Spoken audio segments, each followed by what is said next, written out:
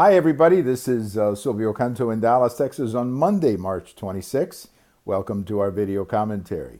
I have a post over at the American Thinker today talking about the 2018 midterms. And of course, in the interest of reality, the election is 7 months away, actually 30 weeks away. So a lot of things can happen over 30 weeks. And calling an election this far in advance is sometimes a bit risky.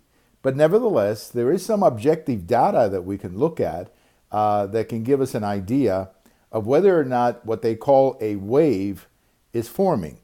In the past, a wave is when you have a huge change from one party to the other. For example, 1994, when there was a huge Republican wave that took over the House and the Senate. 2010, when you had a huge Republican wave that picked up like 60 seats in the House. 2006 was a good year for the Democrats. I think they picked up like 35 seats in the House. So these waves, what they call waves, usually are sort of once they get going, they're very hard to stop. And one of the characteristics that many of these waves have is that you begin to see information in one metric. There's a metric called the generic vote.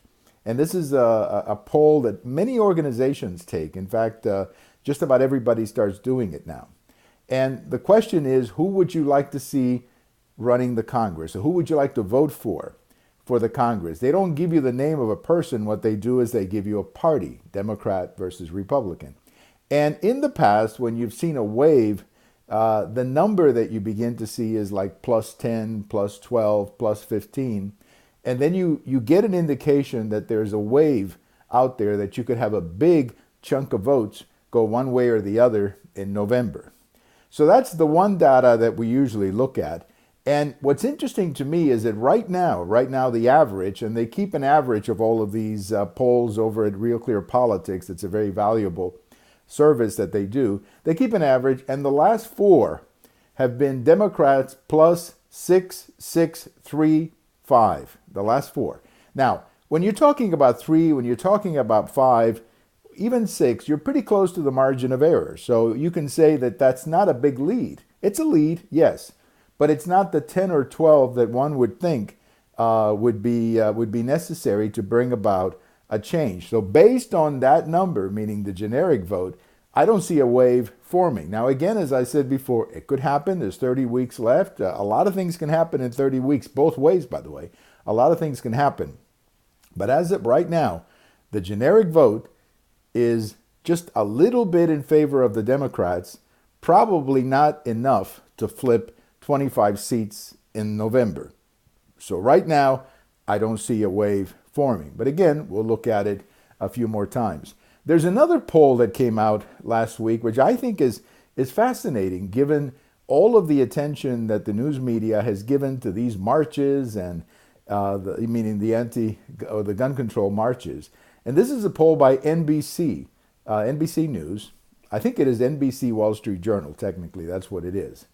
And in this poll, they asked people about guns, and 58% said in this poll that they believe that guns make them safer. In other words, having guns is a good deal for their safety. Only 42% disagree. So that's a pretty big number. 58% is a pretty big number. That's a pretty big majority. And I find this poll interesting. Again, getting back to the 2018 elections, I find this poll interesting because for all the attention that these marches have been getting, and look, the media has been extremely one-sided on this issue. I hate to say it, but it's true. They've been extremely one-sided in the coverage of this issue, meaning they've been very much, they've really put these kids and their speeches and so on way. Nobody's asking these kids anything. They're basically just hearing what these kids are saying, and whatever they say, they put on the air. Nobody's asking these kids any follow-up questions. So despite all of that you still have 58% who believe that guns actually make you safer.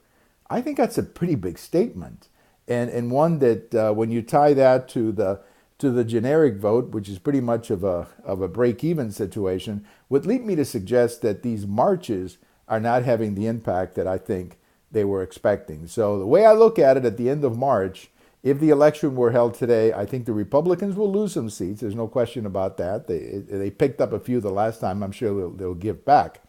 But I think they'll hold the majority in the House. The Senate is a different story because there the Republicans actually have a chance to pick up 5 or 6 seats. But we'll talk about that some other time. Let's stick to the House at this moment. By the way, if you want to get good reports on what's happening on 2018, I would suggest that you Google my good friend Barry Castleman. He's got a website called The Prairie Editor. We have him on the podcast with regularity.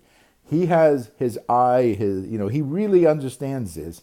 And keep an eye on his website, The Prairie Editor, and I think you're going to get a lot of good information. But as of today, at the end of March, I don't see anything happening out there that is going to change dramatically the political balance. Have a great day, everybody. We have all of these on YouTube, we have them on Twitter, and we have them over at my blog.